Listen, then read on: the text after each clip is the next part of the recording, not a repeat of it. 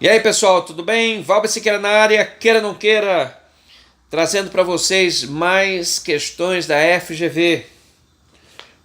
Temos aqui uma do Tribunal de Justiça do Amazonas, que na verdade eu não copiei a questão, queria só comentar a essência da questão. É uma questão relativamente simples que caiu para auxiliar judiciário em 2013, que tocava sobre os elementos ou requisitos do ato administrativo. Era uma questão direta que pedia para você assinalar dentro das alternativas qual aqui corresponde aos elementos ou requisitos. Vamos lá. Elementos e requisitos do ato: competência, finalidade, forma, motivo e o objeto. Esses são os elementos ou requisitos do ato, o famoso COFIFAMOB ou FF.com. A competência ou sujeito competente está ligada às atribuições. É competente um agente que pratica um ato se a lei permite que ele faça essa atividade.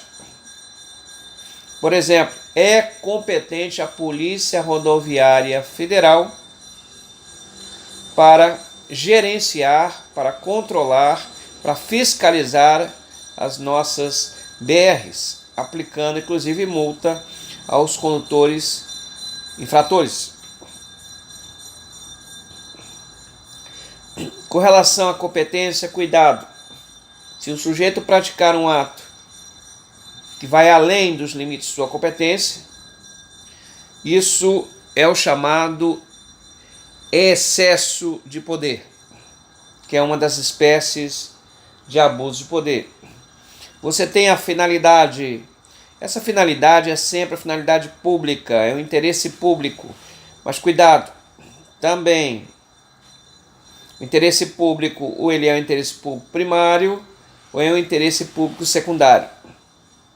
Só podemos admitir o interesse público primário, que é o interesse da coletividade, diferentemente do interesse público secundário, que é o interesse público do administrador, da administração, que infelizmente prepondera ou prevalece perante o interesse público primário em muitas situações. É um interesse público, portanto, primário. O vício que afeta a finalidade é o chamado desvio de poder. Tanto o excesso como o desvio são espécies do gênero abuso de poder. A forma é a maneira como você visualiza o ato, como o ato se exterioriza.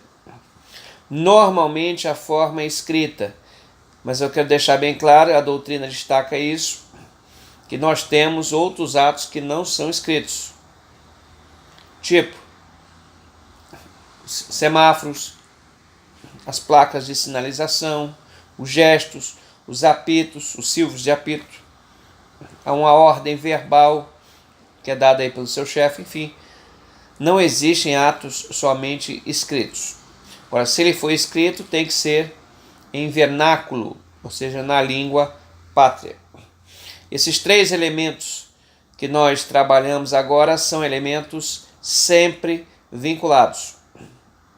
Nesses três elementos, portanto, não existe margem de liberdade para o administrador agir. Diferentemente dos dois últimos elementos. O motivo, que é diferente de motivação, o motivo é o porquê do ato. Já a motivação, que não é elemento, é princípio. Regra geral, é o dever do administrador público de justificar seus atos. A motivação é a exposição do motivo. É quando você escreve, quando você pega aquele motivo e expõe. Certo? E, por último, o objeto. O objeto ou móvel do ato. O objeto é o objetivo do ato. Para que aquele ato serve? Por exemplo, numa multa de trânsito, o objeto é a punição. Certo? Bom, esses dois últimos elementos, o motivo e o objeto, eles são normalmente discricionários. Existem algumas situações que são vinculadas, mas normalmente o motivo e o objeto eles são discricionários. Então, exatamente nesses dois elementos que vocês observam aí o chamado mérito, certo? É isso aí, pessoal.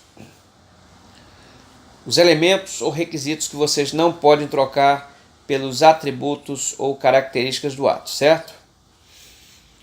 Um abraço a todos. Se você gostou do vídeo, dê seu like, se inscreva, compartilhe, faça um download, divulgue, enfim. Ajude o canal aqui do YouTube do professor a crescer e a ser um canal de grande extensão, atingindo a muitas pessoas. E no mais, né? Estamos aí nas redes sociais, no Facebook, no Instagram e em outras redes, né? WhatsApp, enfim. Um abraço, pessoal.